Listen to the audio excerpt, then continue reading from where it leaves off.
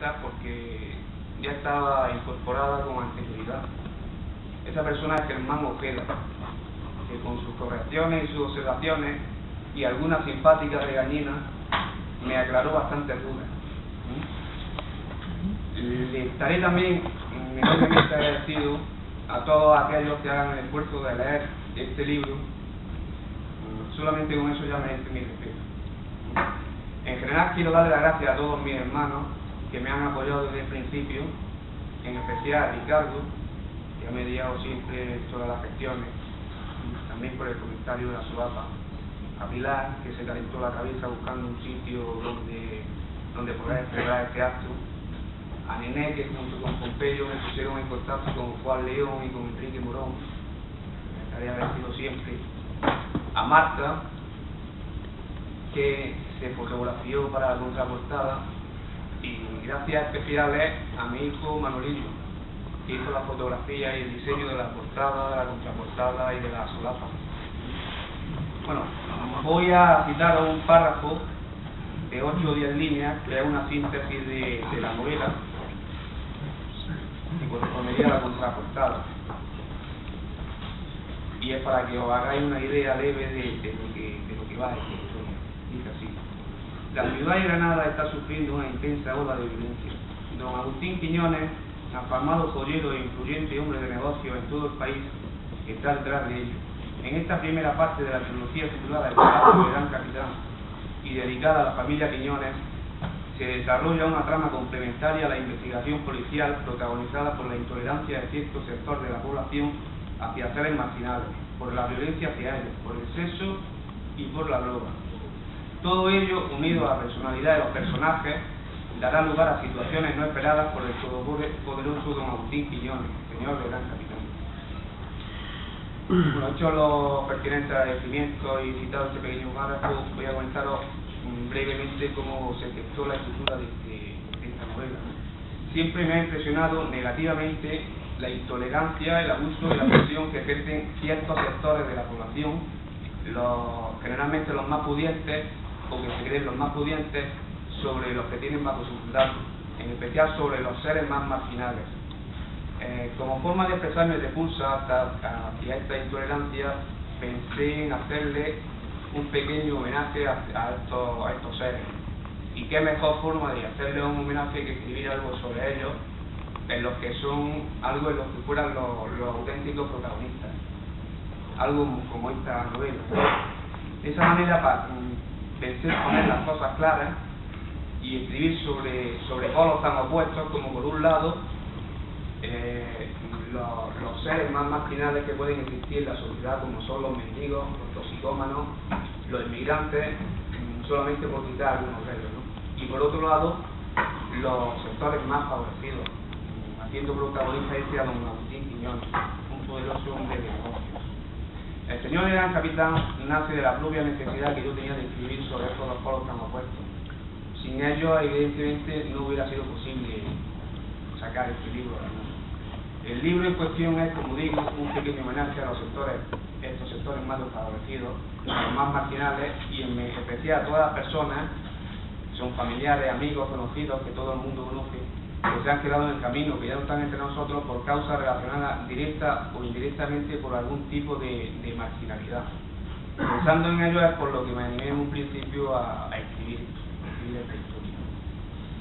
He intentado buscar un punto intermedio entre la violencia de don Agustín Quiñones, su intolerancia, la droga por parte de su hijo Rodrigo y el amor y la ternura por parte de la chica bipolar. La trama de esta novela se desarrolla en Granada. Es un libro sobre todo pensando en esta ciudad. Esta es la primera parte de 3 de una trilogía. Cada una de ellas va cambiando de personajes reales. Los personajes, quiero decir, van naciendo por sí mismos de la propia necesidad de la novela, de las exigencias de esta. Un personaje no se presenta sin ser requerido por las circunstancias emanadas del desarrollo de la historia. Es decir, estos van surgiendo conforme la trama vaya sintiendo su presencia. Las situaciones, los distintos capítulos van naciendo casi todos, excepto una minoría, sobre la marcha. Son incontables. Esa minoría de capítulos son preconcebidos, son el principio, entendiendo por el principio en el capítulo dedicado al robo de las joyas, que es, diríamos, donde empieza el nudo de la novela. También el final de la novela y algún que otro intermedio como el dedicado a la Tercera República. Los demás, como digo, van naciendo de la propia trama creada, que son todos capítulos acordes con ella. Tengo que decir que aunque El Señor del Gran Capitán parezca un libro violento, en realidad es todo lo contrario. Es un canto contra la violencia, la tiranía y la intolerancia de las personas que la practican, que no son pocas. Un canto contra quien siempre ha criticado a las demás personas, sobre todo a la de tipo más marginal, sin darse cuenta de que algún día esa persona marginal puede ser su padre, su hermano, su hijo o algún conocido suyo. Entonces es cuando ese violento, intolerante, se echa las manos a la cabeza y comienza a reflexionar y a justificar a ese padre, a ese hermano, a ese hijo, a ese conocido o quien sea, a quien él ha odiado de siempre, a cada persona que él ha odiado de siempre. Sé que no se verá de gran cosa, pero lo que pretendo con esta historia es aportar un pequeño grano de arena en contra de esa intolerancia, de esa violencia y de esa tiranía por parte de esta clase de personas. Quiero decir que no me identifico con ningún personaje de esta historia, ni política ni socialmente. Si acaso en algún rasgo del perfil de algunos de ellos y solamente en determinadas situaciones.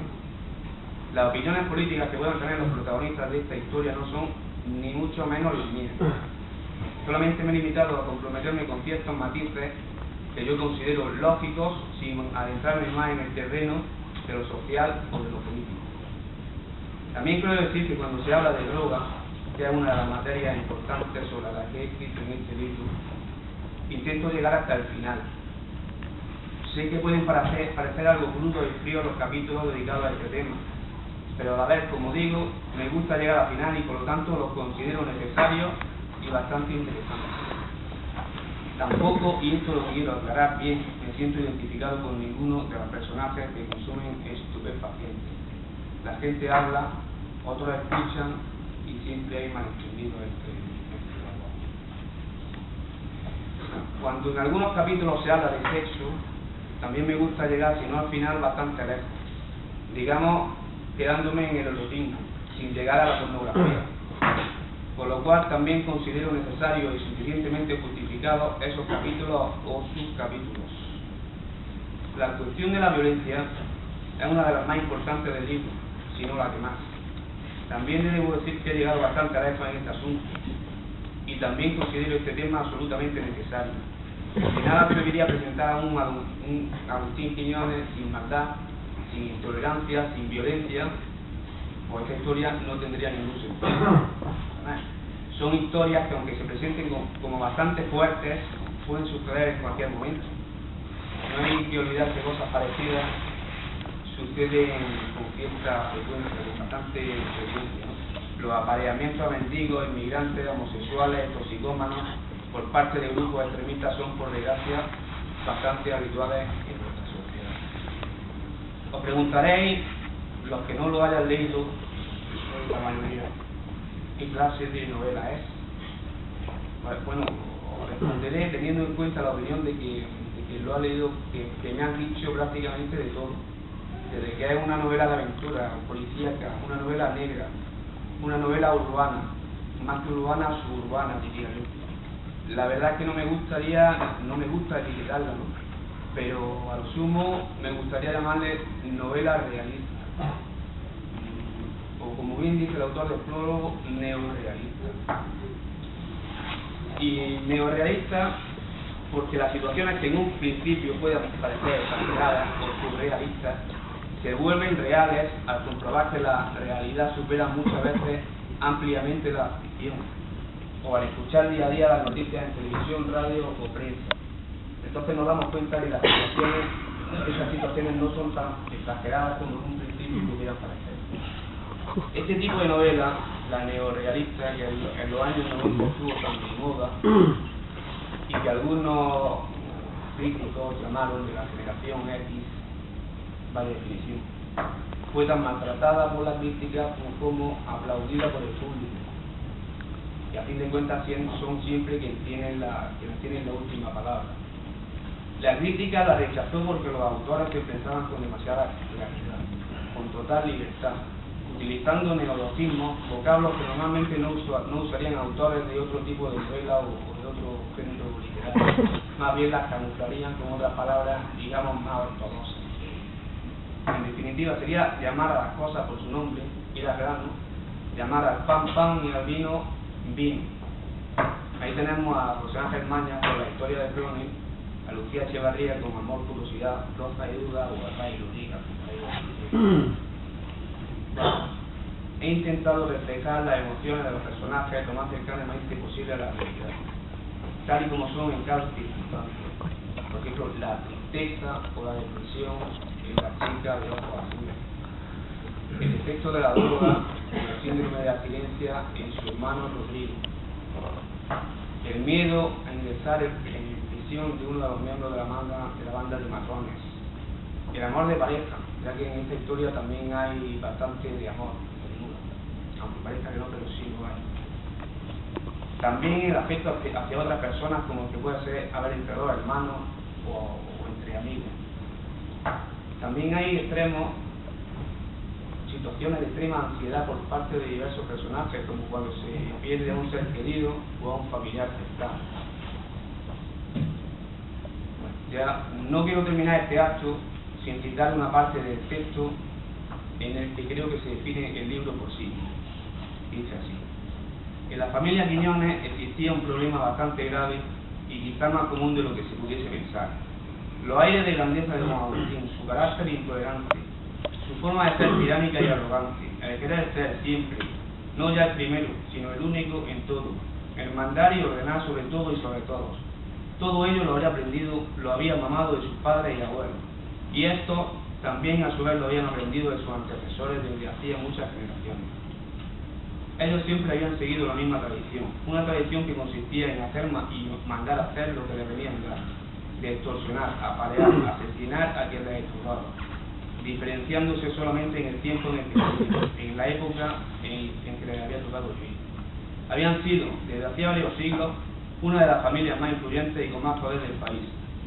Un poder que había que entenderlo en el más amplio sentido de la palabra, no solo en el campo económico, sino también en el político, castrense, eclesiástico o judicial, ya que esta estirpe había dado desde políticos de primera fila hasta militares de la más alta graduación, incluso en periodos de autocracia o dictadura. Aparte de sus filiaciones políticas o militares, existía en todos ellos el común denominador de ser hombres de negocio, esa clase de personas que solo buscan dinero y poder. Todos ellos se habían dedicado a la venta de joyas de gran valor desde hacía varios siglos. Y aparte de eso, siempre habían existido otros negocios, otros grandes negocios, siendo sus empresas, en muchos casos, la punta de lanza de la economía española. El último de los Quiñones, heredero del imperio, don Agustín, aparte de su pasión por las joyas, se dedicaba también a la construcción, teniendo además participación en algunos de los grandes bancos españoles y en varios grupos aseguradores. Bien, pues estos señores siempre habían estado acostumbrados a ser el centro de su entorno, a que se ejecutasen sus órdenes instantáneamente, sin discusión ni negativas. De lo contrario, quien se atreviese a contrariarle sería despedido si era trabajador suyo, y si no lo era, de cualquier forma sería pisoteado, hundido o incluso algo peor, apaleado o asesinado. De eso sabían muchos los Quiñones. Pero era esta una forma de actuar que al parecer acabaría con la última generación, con Rodrigo y Barney, ya que estos no tenían en absoluto esa forma de ser tan despótica que tanto caracterizaba a su antepasado, hasta incluso su anterior generación, la de su padre.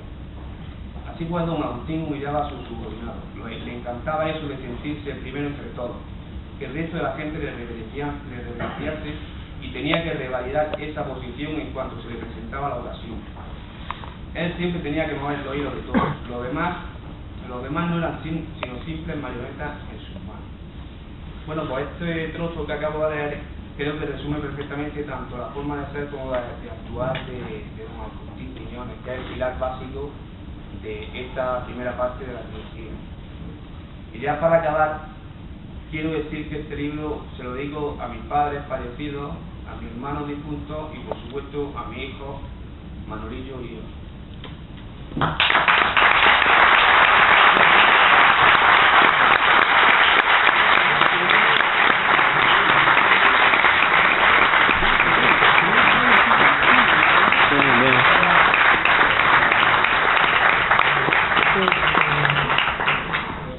puntos, si se queda alguna pregunta a los autores, vamos a abrir, como ven ustedes.